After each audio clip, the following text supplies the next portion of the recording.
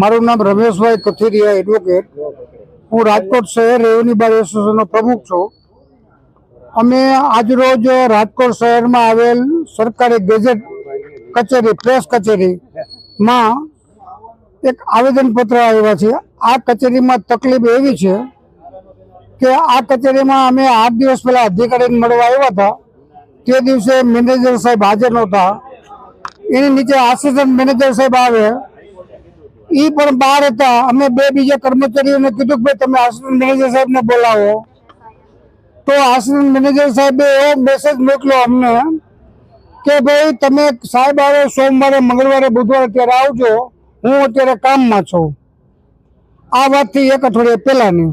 પછી અમારો આગ્રહ રાખ્યો કે ભાઈ અમે 10 મિત્રો આવ્યા છીએ, તમે સાહેબ અમારી વાતને અમારો હકીકત છે એ તમે સાંભળો।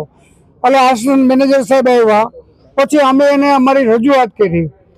રજૂઆતમાં હું તમને ગેટેથી એન્ટર થાય ત્યારથી બોલું છું।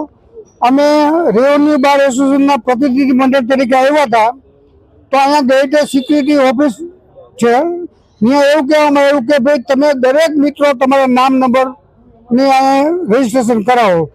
ખરેખર એસોસિએશનના મંત્રી અથવા પ્રમુખ એક વ્યક્તિ રજીસ્ટ્રેશન કરાવે એટલે ચાલે। આવો ક્યાંય કોઈ દિવસ 10 મિત્રો આવે, 15 મિત્રો આવે, આખું એસોસિએશન એવું હોય તો બધાનું રજીસ્ટ્રેશન કરાવવું એવો જે આગ્રહ રાખે છે એવું હિન્દુસ્તાનમાં ક્યાંય અમે સાંભળ્યું નથી। બીજી વાત કે આ કચેરીમાં જે ગેજેટ પ્રસિદ્ધ થાય છે, આખા ગુજરાતની ગેજેટ કચેરી રાજકોટમાં એક જ છે। આ કચેરીમાં દરેક જિલ્લાના વકીલ, તાલુકાના વકીલ મિત્રો અમને ત્યાંથી મોકલતા હોય, અહીંનું લોકલ કામ અમારી પાસે આવતું હોય। અમે જરૂરી ફોર્મમાં, સોગંદનામાં જરૂરી આધાર પુરાવા સાથે આપણે અરજી આપીએ છીએ, એની નિયત ફી ભરીએ છીએ। સરકારશ્રીએ એમાં દરેક કામમાં સમય મર્યાદા નક્કી કર્યા છે, 60 દિવસનો, 30 દિવસનો, 2 દિવસનો, છતાંય 6 મહિને, 4 મહિને, 5 મહિને સામાન્ય ક્વેરી મોકલી અને દરેકના પ્રકરણ પાછા મોકલે છે। એ અરજીઓમાં અમારા મોબાઈલ નંબર લખેલા હોય, અમને મોબાઈલથી બોલાવી લઈએ કે ભાઈ તમે આવી જાઓ, તમારામાં એટલું ખાલી કાનામાં તો નથી લખ્યો, તમે લખી નાખો, બાજુ સહી કરી દે તો એ કામ નિકાલ સરળતાથી થઈ જાય, છતાંય કરતા નથી। ન કરવાની પાછળનું કારણ એવું છે કે અહીંયા જે ફોર્મ સ્વીકારે છે એ કોઈ પ્રાઇવેટ એજન્સીના માણસો છે, આઉટસોર્સિંગના માણસોને આ લોકોએ કોઈ ટ્રેનિંગ આપી નથી કે ભાઈ કેવો વ્યવહાર કરવો અરજદારો સાથે, વકીલો સાથે, અને કેમ કામગીરીનો નિકાલ કરવો। અને એની ઉપરનું જે કોઈ તંત્ર છે સરકારી નિમેલું સરકારશ્રીએ, એ તંત્ર ગમે ત્યાં આટા મારતું હોય છે, ગમે ત્યાં રજા મૂકીને બહાર વહી જાય છે, તો વગેરે જે બહાર વહી જાય છે।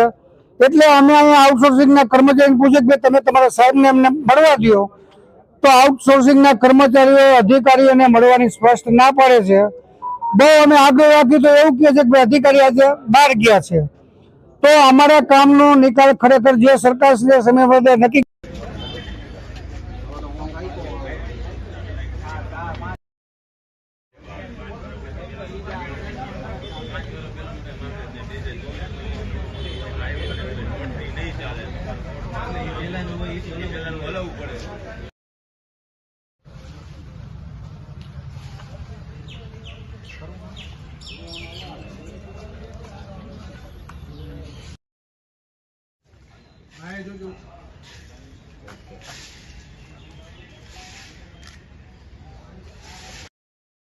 રેડી ઇમરાનભાઈ ઉભા રહેજો।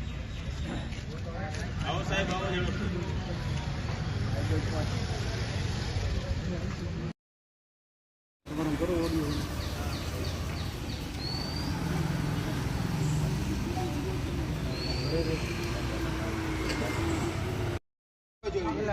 પાછળ આવી જાવ ને ભાઈ, હેડક્વાર્ટર હિમકરસિંહનો બંગલો, હાલો આયા જોજો, હિમકરસિંહનો બંગલો વાળી પેઢીમાં આવી જાય, પાછળ આવી જાવ ને ભાઈ, હેડક્વાર્ટર હિમકરસિંહનો બંગલો, હાલો આયા જોજો, હિમકરસિંહનો બંગલો વાળી પેઢીમાં આવી જાય।